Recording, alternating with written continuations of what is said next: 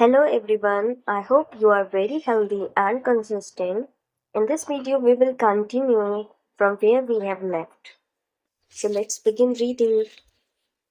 Maria Capivola. I have never eaten meat in my life. Born in Ecuador in 1889, Maria Capovilla was recognized by Guinness as the world's oldest person. She died of pneumonia in 2006 at 116 years and 347 days old, leaving behind 3 children, 12 grandchildren, and 20 great and great great grandchildren. She gave one of her last interviews at age 107, sharing her memories and her thoughts. I'm happy and I give thanks to God who keeps me going. I never thought I'd live so long. I thought I'd die long ago. My husband, Antonio Capovilla, was the captain of a ship. He passed away at 84. We had 2 daughters and a son, and now I have many grandchildren and great grandchildren. Things were better back in the old days. People behaved better. We used to dance, but we were more restrained. There was this one song I loved dancing to, Maria by Louis L. Caron. Elcon. I still remember most of the words. I also remember many prayers and say them every day. I like the waltz and can still dance it. I also still make crafts. I still do some of the things I did when I was in school. When she had finished recalling her past, she began to dance, one of her great passions, with an energy that made her seem decades younger. When asked about her secret for longevity, she responded simply, I don't know what the secret to long life is. The only thing I do is I have never eaten meat in my life. I attribute it to that. Jan Calmet, 122. Everything's fine. Born in Arles, France in February 1875, Jean Calment lived until August 4, 1997, making her at 122 the oldest person of verified age in history. She jokingly said that she competed with Matsuela, and there's no question that she broke numerous records as she went on celebrating birthdays. She died of natural causes at the end of her happy life, during which she denied herself almost nothing.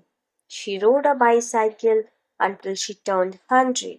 She lived on her own until 110, when she agreed to move into a nursing home after accidentally starting a small fire in her apartment. She stopped smoking at 120 when her cataract started making it hard for her to bring a cigarette to her lips. One of her secrets may have been her sense of humor, as she said on her 120th birthday, I see badly, I hear badly, and I feel bad, but everything's fine. Walter Bruning, 114. If you keep your mind and body busy, you'll be around a long time. Born in Minnesota, 1896, Walter Bruning was able to see 3 centuries in his lifetime. He died in Montana in 2011 from natural causes. He'd had 2 wives and a 50-year career on the railroad. At 83, he retired to an assisted living center in Montana, where he remained until his death. He is the second oldest man of verified age ever born in United States. He gave many interviews in his final years, insisting that his longevity stemmed from, among other things, his habit of eating only 2 meals per day and working for as many years as he could. Your mind and your body, you keep both busy, he said on his 112th birthday. You'll be here a long time. Back then, he was still exercising every day. Among Browning's other secrets, he had a habit of helping others and he wasn't afraid of time. As he declared in 2010 interview with the Associated Press, we are all going to die. Some people are scared of dying. Never be afraid to die because you are born to die. Before passing away in 2011, he said to have told a pastor that he'd made a deal with God. If he wasn't going to get better, it was time to go. Alexander Image 111. I just having died here. Born in Poland in 1903, Alexander Image was a chemist and parapsychologist residing in the United States who, after the death of his predecessor in 2014, became the oldest man of authenticated age in the world. Image himself died shortly thereafter in June of that year, leaving behind a long life rich with experiences.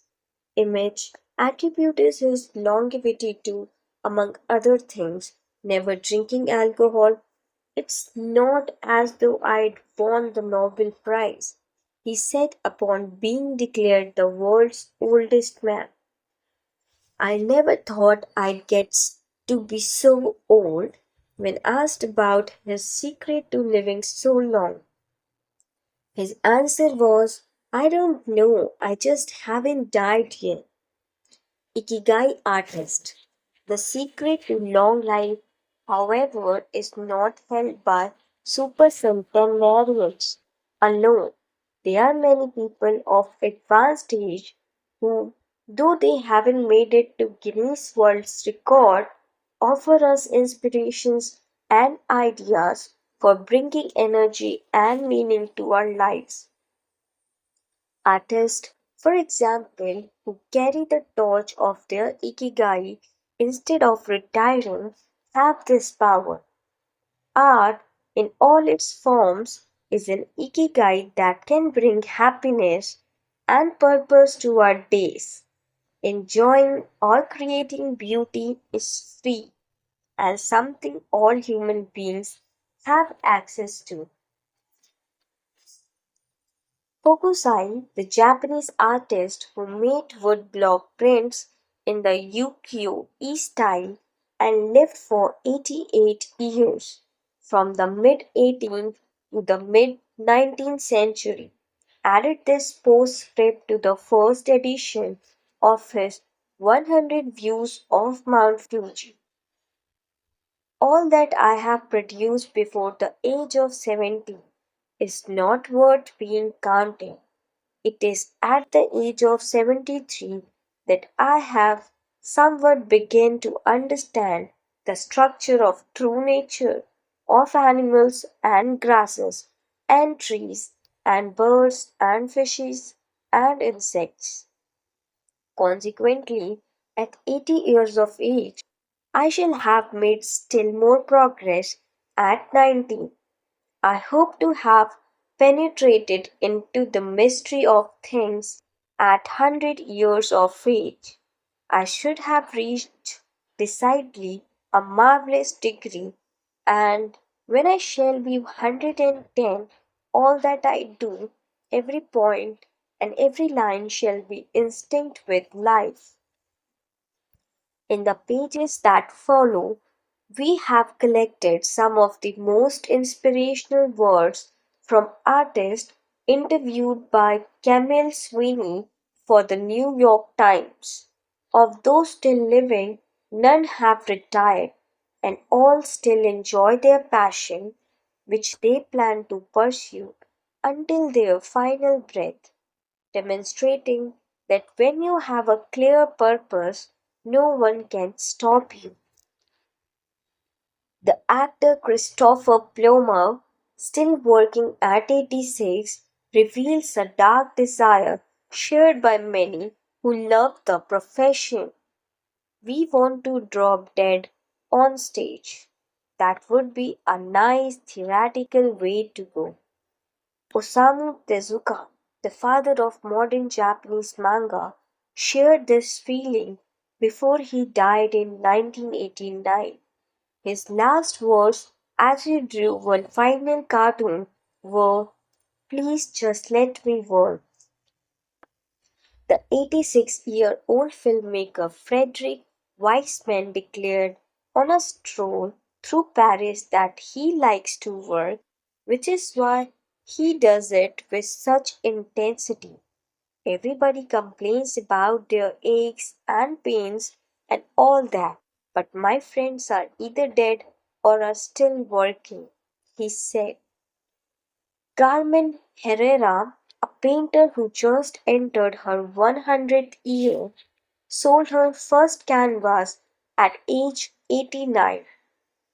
Today her work is in the permanent collections of the Tate Modern and the Museum of Modern Art. When asked how she viewed her future, she responded, "I'm always waiting to finish the next thing. Absurd, I know, I go day by day." Never stop learning. You may grow old and trembling in your anatomies. You may lie awake at night listening to the disorder of your veins. You may miss your only love.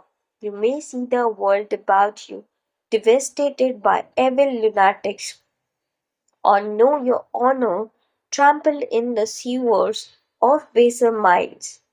There is only one thing for it then: to learn. Learn why the world wags and what wags it. That is the only thing which the mind can never exhaust, never alienate, never be tortured by, never fear or distrust, and never dream of regretting. T.H. White, the once and the future king.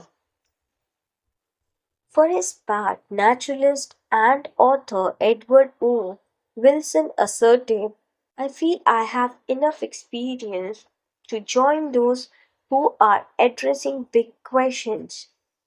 About 10 years ago, when I began reading and thinking more broadly about the questions of what are we, where did we come from, and where are we going, I was astonished at how little this was being done. Ellsworth Kelly, an artist who passed away in 2015 at the age of 92, assured us that the idea that we lose our faculties with age is in part a myth, because instead we develop a greater clarity and capacity for observation.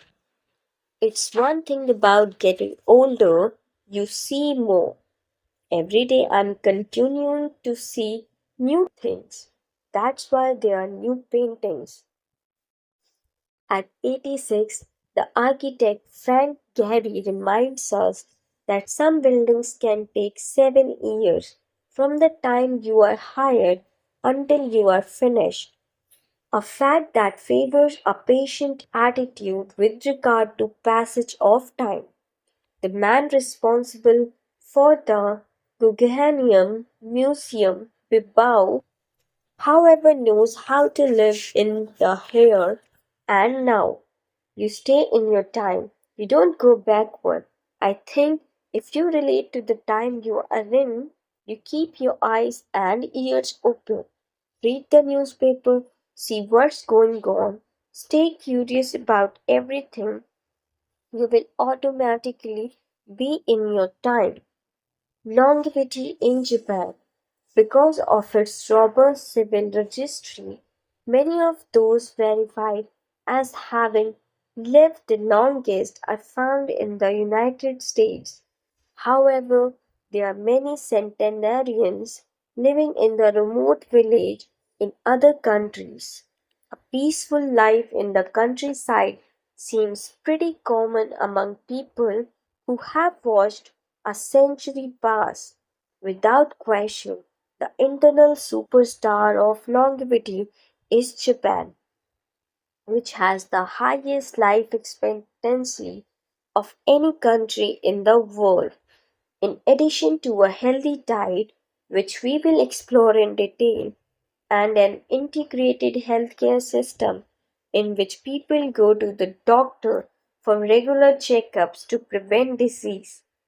Longevity in Japan is closely tied to its culture, as we will see later on.